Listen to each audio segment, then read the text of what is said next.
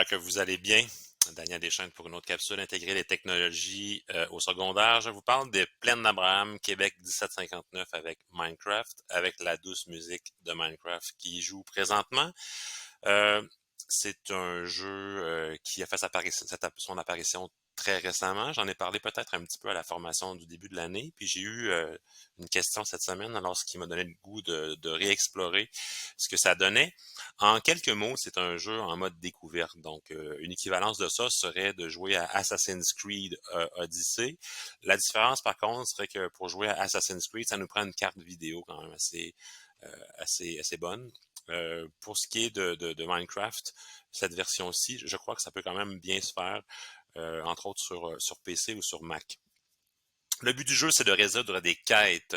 Donc, on est dans un jeu de consommation, on n'est pas dans un jeu de création. Donc, à mon avis, il y a moins de potentiel pédagogique. On ne pourra pas s'en servir très, très longtemps, mais ça va faire un punch dans votre année. Il y aura beaucoup de motivation pour cette période-là. Je suggère à une période où on s'immerge dans ce monde-là, puis vous allez le voir, je vais vous le faire vivre dans quelques instants.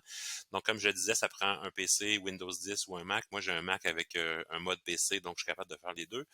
Ça nous prend un Minecraft Éducation, bien évidemment, qui est déjà installé, et le fichier de la commission des champs de bataille qui est aussi installé. Le fichier, je mettrai le lien dans la vidéo. Donc, il faut aller sur le site de la commission des champs de bataille et quand on va descendre un petit peu là plus bas, on a une procédure qui nous indique quoi télécharger pour Windows 10 entre autres. Si je vais rapidement, c'est un fichier Bedrock, donc MC Word, donc c'est Plaine d'Abraham 1759. Aussi simple que ça, je clique sur le fichier et je peux ouvrir le jeu. Et là, je vous montre en fait là, je vais vous montrer en fait comment ça fonctionne. Donc, le jeu commence ici. On me dit trouver la sortie. Je suis dans la crypte de la cathédrale de Québec. C'est quand même quelque chose de tout à fait exceptionnel. Et à la sortie de la crypte, c'est la première fois que je fais une vidéo où je fais une vidéo de gaming. Donc là, on me présente avec différents tags. Je suis dans les décombres. C'est complètement fou. Donc, c'est quelque chose de très émotif. On comprend mieux un peu ce qu'est un bombardement en règle. On n'a pas vécu ça beaucoup sur le territoire de la ville de Québec, mais le jeu nous permet un peu de s'imaginer. Ça a été reconstitué avec des ressources, bien évidemment. Donc, la commission qui se targue d'avoir... là, je me suis trompé de commande.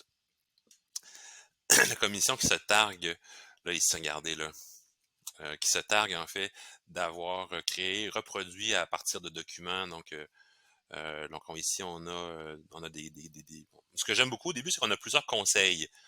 Monte à cheval, n'oublie pas telle chose. Si tu veux enclencher, prêt à commencer, abaisse le levier. Donc, juste pour le côté visuel, c'est super intéressant. Pédagogiquement, ce qu'on pourrait faire, je pense que, puis j'en ai parlé avec Steve Quirion puis Mathieu Mercier cette semaine, mais de travailler un concept en particulier à l'aide de ce cours-là où on va s'immerger. Donc, un peu comme si le jeu vidéo devenait une espèce de dossier documentaire auquel je pourrais croiser des sources avec d'autres informations ailleurs, donc sur le web ou dans des livres, peu importe. Je peux effectivement caractériser la ville de Québec en 1759, caractériser des aspects qui touchent dans le fond à la bataille des Plaines, mais à la guerre de 7 ans, donc plus spécifiquement la bataille de Québec. On pourrait aussi regarder les traces, bien évidemment, de tous ces événements, donc un lien passé-présent. Steve Carillon qui me parlait qu'il avait utilisé un chercher-trouve, donc ça c'est un élément peut-être plus géotouristique, donc de repérer des éléments. Donc là je me promène, c'est somme toute assez réel, ce qu'on peut apercevoir ici. Euh, il y a beaucoup d'animaux, comme on peut le voir. Les constructions sont, ma foi, si j'avais à enseigner, j'aimerais quand même à tout le moins montrer à mes élèves ce que ça pouvait ressembler Québec à l'époque du siège. Alors voilà pour le petit tour. Je reviens dans la capsule. Donc bref, je reviens là-dessus, mais les pistes pédagogiques, c'est vraiment de la caractérisation, travailler des concepts, visualiser le site de Québec en 1759. Puis je pourrais même rajouter à ça, tabler sur l'émotivité. On ne reste pas insensible de voir la ville qu'on habite complètement affectée par Puis je parlais d'empathie historique beaucoup au début de l'année, mais on a peut-être plus d'empathie pour cet événement-là, voyant un peu les résultats de la guerre. Alors j'espère que cette capsule vous a plu, puis je vous dis une bonne fin de journée.